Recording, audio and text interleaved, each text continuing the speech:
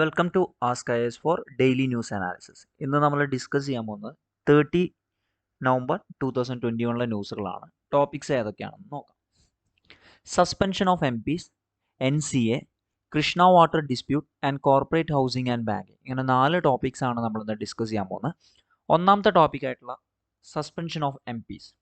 Suspension of MPs GS paper 2-ലെ appointment of various constitutional post അല്ലെങ്കിൽ powers function and responsibilities of various constitutional ബോഡീസിൻ്റെ പാർട്ടായിട്ട് വരുന്ന ഒരു ടോപ്പിക്കാണിത്. Recently minister of parliamentary affairs Pralhad Joshi പറഞ്ഞൊരു കാര്യം എന്താണ്? Approval of the house for suspending 12 Rajya Sabha members. രാജ്യസഭയിലെ 12 മെമ്പേഴ്സിനെയാണ് അവർ സസ്പെൻഡ് ചെയ്തിരിക്കുന്നത് ഈ പറയുന്ന സെഷൻ്റെ ബാക്കിയുള്ള റിമൈൻഡർ ആയിട്ടുള്ള കാലാവധിക്ക്.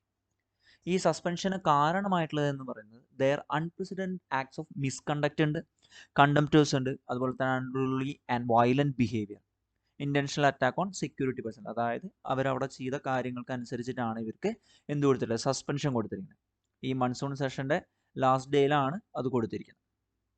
എപ്പോഴൊക്കെയാണ് ഒരു പ്രിസൈഡിങ് ഓഫീസറിന് ഇത്തരം സസ്പെൻഷൻസ് കൊണ്ടുവരാൻ പറ്റുക? General rule of procedures of രാജ്യസഭയിലെ റൂൾ 255 പ്രകാരം ഒരു മെമ്പറിനെ വിഡ്രോ ചെയ്യാൻ പറ്റും.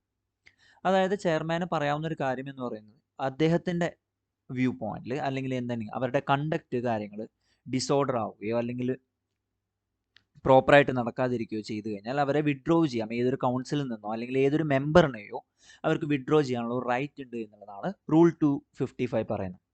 അതുപോലെ തന്നെ റിമൈൻഡിങ് ആയിട്ടുള്ള സെഷൻസിന് ആൾ എന്തായിരിക്കണം? ആബ്സെൻ്റ് ആയിരിക്കണം എന്നുള്ളൊരു കേസ് കൂടി പറയുന്നുണ്ട്. ഇതേപോലെ തന്നെ ഒരു റൂൾ 256 ഉണ്ട്. അങ്ങനെ 2 റൂൾസാണ് സസ്പെൻഷന് വേണ്ടിയിട്ടുള്ളത്. പക്ഷേ ഇത് തമ്മിലുള്ള ഒരു വ്യത്യാസം എന്താണെന്ന് വിചാരിച്ചു കഴിഞ്ഞാൽ rule number 256 suspension of member ആണെങ്കിൽ അതിനെക്കാട്ടും ഒരു ലെസ്സർ ആയിട്ടുള്ള പണിഷ്മെൻ്റ് ആണ് റൂൾ 255 കൊടുക്കുന്നത്.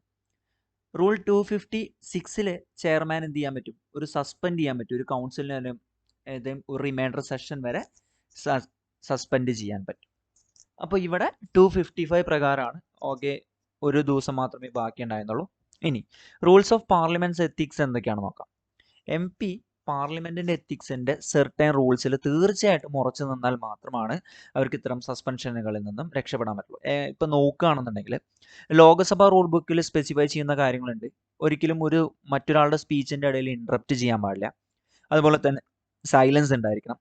പ്രൊസീഡിങ്സിലെ കാര്യങ്ങൾ ഒബ്സ്ട്രക്റ്റ് ചെയ്യാൻ പാടില്ല. അതുപോലെ തന്നെ ഡിബേറ്റിൻ്റെ ഇടയിൽ കണ്ടിന്യൂസ് ആയിട്ടുള്ള റണ്ണിങ് കമൻട്രീസ് കൊടുക്കാൻ പാടില്ല എന്നൊക്കെ. പക്ഷേ ഇതിനൊക്കെ വീണ്ടും അപ്ഡേഷൻ കൊണ്ടുവന്നിട്ട് എന്താണ്? സ്ലോഗൻസ് ഷൗട്ട് ചെയ്യരുത്, അല്ലെങ്കിൽ പ്ലക്കാർഡ്സ് ഡിസ്പ്ലേ ചെയ്യരുത്, അല്ലെങ്കിൽ ഡോക്യുമെൻറ്റ്സ് ടിയർ ചെയ്യരുത് എന്നുള്ള കാര്യങ്ങളൊക്കെ എന്താണ് ഈ പറയുന്ന റൂൾസ് അപ്ഡേറ്റ് ചെയ്തിട്ടുണ്ട്. രാജ്യസഭയ്ക്ക് ഇപ്പം നമ്മൾ ലോകസഭയിലെ കാര്യമാണ് ഇപ്പം ഈ പറഞ്ഞത്. അതേമാതിരി തന്നെ എന്താണ് ഒരുപാട് പ്രൊസീഡിങ്സ് സ്മൂത്ത്ലി നടക്കാൻ വേണ്ടിയിട്ട് എന്താണ് രാജ്യസഭ റൂൾസിലും ഉണ്ട്. ഇനി ഇവിടെ ലോകസഭയുടെ കേസിൽ പവേഴ്സ് സ്പീക്കറിനാണെങ്കിൽ അവിടെ രാജ്യസഭയിൽ തീർച്ചയായിട്ടും ചെയർമാൻ ആണ് എന്നുള്ളത് നമുക്കറിയാം. സ്പീക്കറിനെ പോലെ തന്നെ ചെയർമാൻ ഓഫ് രാജ്യസഭയ്ക്ക് എന്ത് ചെയ്യാൻ പറ്റും? റൂൾ നമ്പർ 255 പ്രകാരം ഏതെങ്കിലും ഒരു മെമ്പറിനെ എന്ത് ചെയ്യാൻ പറ്റാം? അവരുടെ വിഡ്രോ ചെയ്യാൻ പറയാം. പക്ഷേ എന്ത് ചെയ്യാൻ പറ്റില്ല? സസ്പെൻഡ് ചെയ്യാൻ പറ്റില്ല. രാജ്യസഭാ ചെയർമാന് സസ്പെൻഷനുള്ള പവർ ഇല്ല, സ്പീക്കറിനുണ്ട്. പക്ഷേ എന്ത് ചെയ്യാൻ പറ്റും? രാജ്യസഭാ മെമ്പർക്ക് അവരോട് ഇമ്മീഡിയറ്റ്ലി വിഡ്രോ ചെയ്യാൻ പറയാൻ മാത്രമേ പറ്റുള്ളൂ.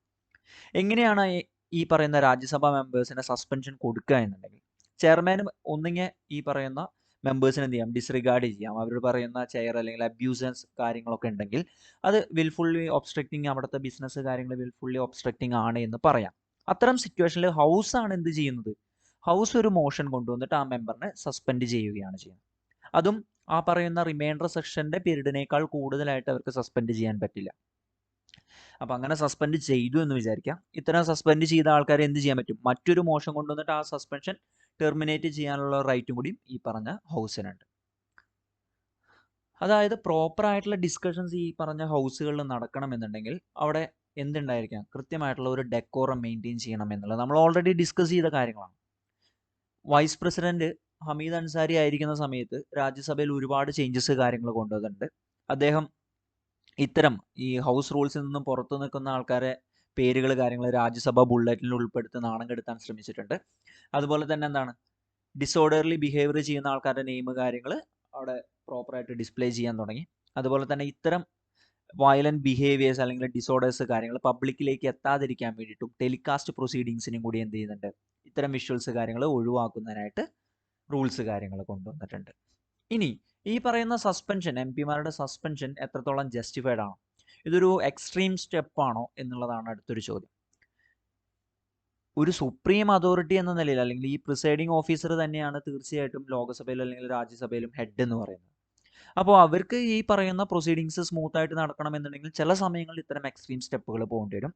പക്ഷെ അത് എപ്പോഴും ഒരു ഹൗസ് റൺ ചെയ്യാൻ വേണ്ടിയിട്ടായിരിക്കണം, അതല്ലാതെ അതിന് ഭരിക്കുന്നതിന് വേണ്ടിയിട്ടായിരിക്കരുത് എന്നുള്ളൊരു കാര്യം മാത്രമേ നമുക്കതിൽ ശ്രദ്ധിക്കാനുള്ളൂ. ഇത്തരം ഡിസ്റപ്ഷൻസ് പലപ്പോഴും നടന്നിട്ടുണ്ട്. 1963 നടന്നിട്ടുണ്ട്. അന്നേരം ഉണ്ടായിരുന്ന ഒരു പ്രശ്നം എന്താ വെച്ച് കഴിഞ്ഞാൽ, രണ്ട് ഹൗസും ഒരുമിച്ച് ഒരു അഡ്രസ്സിങ് സമയത്ത് പ്രസിഡന്റിന്റെ പ്രസംഗത്തിനിടയിൽ വരെ ഡിസ്റപ്ഷൻസ് വന്നിട്ടുണ്ട്.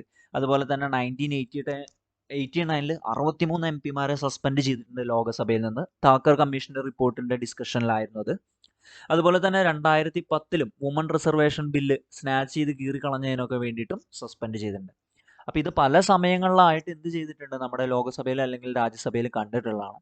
ഇത്തരം പ്രവർത്തികൾ തീർച്ചയായിട്ടും ഓർക്കുക, പബ്ലിക് ഇത് അറിയുന്നതാണ്. അപ്പോൾ അവർക്ക് എപ്പോഴും ഒരു നല്ല മോഡൽസ് കാര്യങ്ങൾ കൊടുക്കാൻ ഈ എലക്ട് ചെയ്ത നേതാക്കന്മാർ ശ്രദ്ധിക്കേണ്ടതാണ് എന്നുള്ളതാണ് ഇതിൻ്റെ ഒരു കാര്യം. നെക്സ്റ്റ് നമ്മൾ ഡിസ്കസ് ചെയ്യാൻ പോകുന്നത് നാഷണൽ കോർട്ട് ഓഫ് അപ്പീൽ അല്ലെങ്കിൽ NCA GS paper 2 separation of പവേഴ്സിൽ വരുന്നൊരു ടോപ്പിക്കാണ്. Presently chief justice NV Ramana പറഞ്ഞൊരു കാര്യം എന്ന് പറയുന്നത്, അറ്റോർണി ജനറൽ KK വേണുഗോപാൽ പറഞ്ഞ പോലെ ജുഡീഷ്യറിക്ക് 4 നാഷണൽ കോർട്ട് ഫോർ അപ്പീൽസ് കൊണ്ടുവരണം എന്നുള്ളതാണ്. അപ്പോൾ അതിനെ സപ്പോർട്ട് ചെയ്യുന്ന രീതിയിലാണ്, അത് സീരിയസ് ആയിട്ട് കൺസിഡർ ചെയ്യണമെന്നാണ് NV രമണ പറയുന്നത്. അപ്പോൾ അദ്ദേഹം പറയുന്നത് ഈ ജുഡീഷ്യൽ സ്ട്രക്ചേഴ്സ് അങ്ങനെ തന്നെ നിർത്തിക്കൊണ്ട് ഒരു 4 അപ്പീലേറ്റ് കോർട്ടുകൾ കൂടി കൊണ്ടുവരണമെന്നാണ്. എന്താണ് നാഷണൽ കോർട്ട് ഓഫ് അപ്പീൽ എന്ന് പറഞ്ഞാൽ? നാഷണൽ കോർട്ട് ഓഫ് അപ്പീലിന് ചെന്നൈ, മുംബൈ, കൊൽക്കത്ത അങ്ങനെയുള്ള സ്ഥലങ്ങളിൽ എന്താണ്, ഈ പറയുന്ന ഹൈക്കോർട്ടുകളുടെ ഡിസിഷൻസിനെ അപ്പീൽ കൊണ്ടുവരാനുള്ള ഒരു അവകാശം, അത് സിവിലോ ക്രിമിനലോ ലേബറിലോ റവന്യൂ മാറ്റേഴ്സോ ഏതുമായിക്കോട്ടെ, അതിൽ അപ്പീലിന് വേണ്ടിയിട്ട് ഈ പറഞ്ഞ അപ്പീൽ കോർട്ടുകളെ സമീപിക്കാം എന്നുള്ളൊരു കാര്യമാണ് നാഷണൽ കോർട്ട് ഓഫ് അപ്പീൽ കൊണ്ട് ഉദ്ദേശിക്കുന്നത്.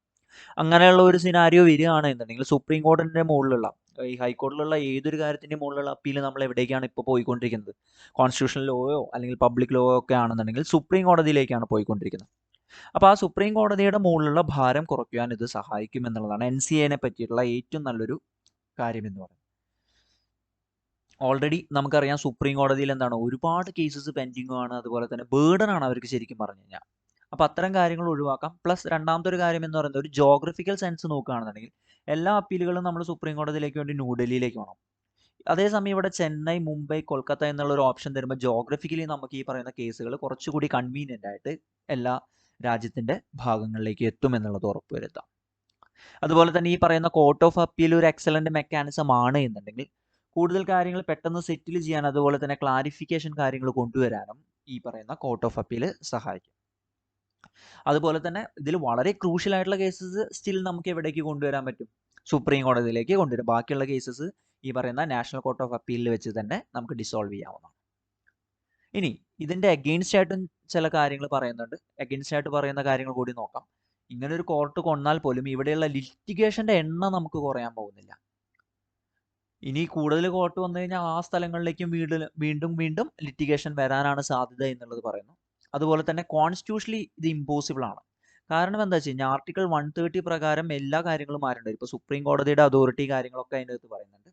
അപ്പോൾ ആ ഒരു പാർട്ട് എന്നൊക്കെ പറയുന്നത് കോൺസ്റ്റിറ്റ്യൂഷൻ്റെ ബേസിക് സ്ട്രക്ചർ ഡോക്ട്രൈനിൽ വരുന്ന പാർട്ടുകളാണ്, basic സ്ട്രക്ചറാണ്.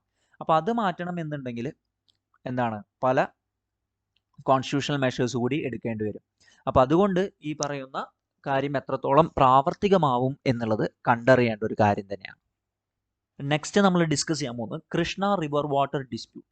GS paper 2 government policies and interventions of development in various sectors and issues arising out of there design and implementation. Government കൊണ്ടുവരുന്ന പോളിസിയിൽ നിന്ന് ഉണ്ടാവുന്ന പ്രശ്നങ്ങൾ എന്താണ് എന്നുള്ളതിന്റെ ഒരു ഉദാഹരണമാണ് കൃഷ്ണ റിവർ വാട്ടർ ഡിസ്പ്യൂട്ട് എന്നത്.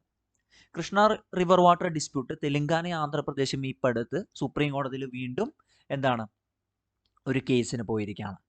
14 കൊല്ലമായിട്ട് കർണാടക അല്ലെങ്കിൽ ഈ പറയുന്ന സ്റ്റേറ്റ്സും കൂടി കൊണ്ടുവന്ന സൊല്യൂഷൻസ് കാര്യങ്ങളിൽ ഇപ്പോൾ എന്താണ് വീണ്ടും കൃഷ്ണ വാട്ടർ ഡൈവേർട്ട് ചെയ്യുന്നുണ്ട്. അതിൽ എത്രത്തോളം ആണ് എന്നുള്ളതിൻ്റെ കണക്ക് കാര്യങ്ങളൊന്നും കർണാടക കൊടുക്കുന്നില്ല എന്നാണ് ഇപ്പോഴത്തെ ഒരു ആർഗ്യുമെൻ്റ് ആയിട്ട് വരുന്നത്.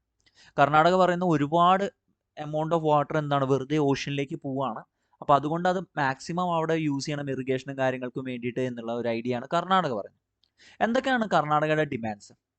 ഏകദേശം 2011 ഒരു ഒഫീഷ്യൽ ഗസറ്റ് പ്രകാരം Krishna water disputes tribunal second അവർ പ്രൊനൗൺസ് ചെയ്ത കാര്യങ്ങൾ എന്ന് പറയുന്നത് ഈ കൃഷ്ണ റിവറിലെ വാട്ടർ കർണാടകയ്ക്കും അതുപോലെ തന്നെ മുൻപുണ്ടായിരുന്ന ആന്ധ്രാപ്രദേശിനും മഹാരാഷ്ട്രയ്ക്കും ഡിവൈഡ് ചെയ്യണം എന്നുള്ളതായിരുന്നു പറഞ്ഞു.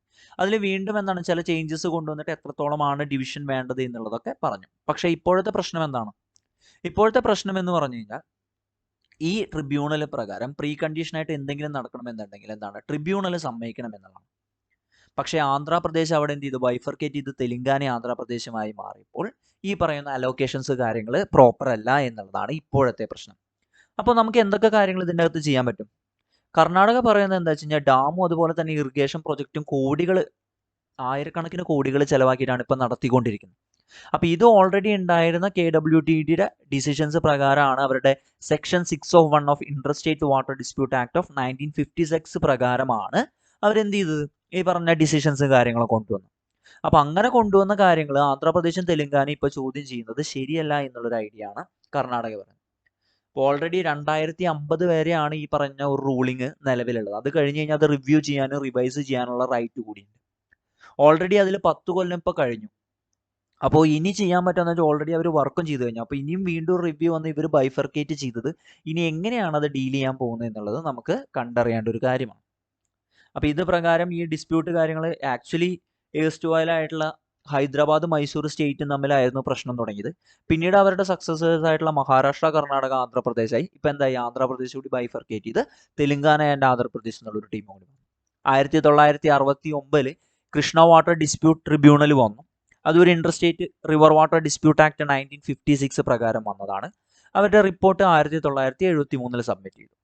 അതിനുശേഷം ആ റിപ്പോർട്ട് പബ്ലിഷ് ചെയ്തിട്ട് അതിൻ്റെ 75% വാട്ടർ എന്താണ് കൃഷ്ണ വാട്ടർ യൂസ് ചെയ്യാനുള്ള ഒരു തീരുമാനമായി. അതിൽ 560 TMC മഹാരാഷ്ട്രയ്ക്കും 700 TMC കർണാടകയ്ക്കും 800 TMC ആന്ധ്രാപ്രദേശിനും കൊടുത്തു. ഈ TMC എന്ന് പറയുന്നത് 1000 മില്യൺ ക്യൂബിക് ഫീറ്റ് എന്നുള്ളൊരു എമൗണ്ട് ആണ്. ഓക്കെ, അപ്പോൾ അത്തരം രീതിയിലാണ് അവർ ഡിസ്ട്രിബ്യൂട്ട് ചെയ്ത്. പിന്നീട് അതിലും ചെറിയ വേരിയേഷൻസ് കാര്യങ്ങൾ കൊണ്ടുവന്നുണ്ട്. അതിൻ്റെ ഏകദേശം 65% മാത്രം ഡിപ്പെൻഡ് ചെയ്താൽ മതി എന്നാണ്. അപ്പോൾ ഇപ്പോൾ തെലുങ്കാന എന്ത് ചെയ്തു? 2014 സെപ്പറേറ്റ് ആയതിനു ശേഷം ആന്ധ്രാപ്രദേശ് തെലുങ്കാനയെ കൂടി ഉൾപ്പെടുത്തി ഒരു സെപ്പറേറ്റ് പാർട്ടിയായി അവരെ കൺസിഡർ ചെയ്തിട്ട് ഈ KWTയിലെ അലോക്കേഷൻ കൃഷ്ണ വാട്ടർ എങ്ങനെയാണ് 4 സ്റ്റേറ്റുമായിട്ട് അലോക്കേറ്റ് ചെയ്യേണ്ടത് എന്നുള്ളത് തീരുമാനമാക്കാനാണ് പറയുന്നത്.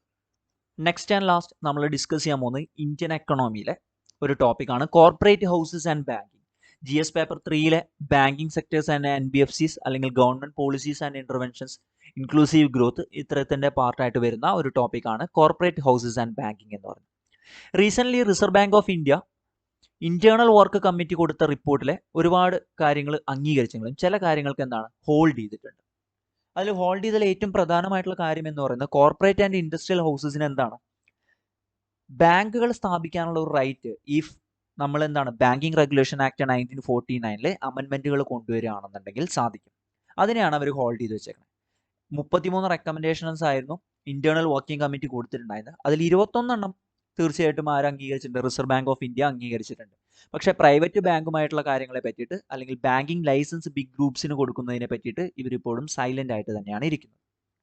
കോർപ്പറേറ്റ് ഹൗസസ് എന്താണ് ബാങ്കിങ് സെക്ടേഴ്സിന്റെ ഒരു 50 കൊല്ലങ്ങൾക്ക് മുന്നേ എന്താണ് അവരുടെ ഒരുപാട് കാര്യങ്ങൾ ചെയ്തിട്ടുണ്ടായിരുന്നു. പിന്നീട് അവരെ നാഷണലൈസ് ചെയ്യുകയാണ് ചെയ്തത് ഏകദേശം 1960s സമയത്ത്.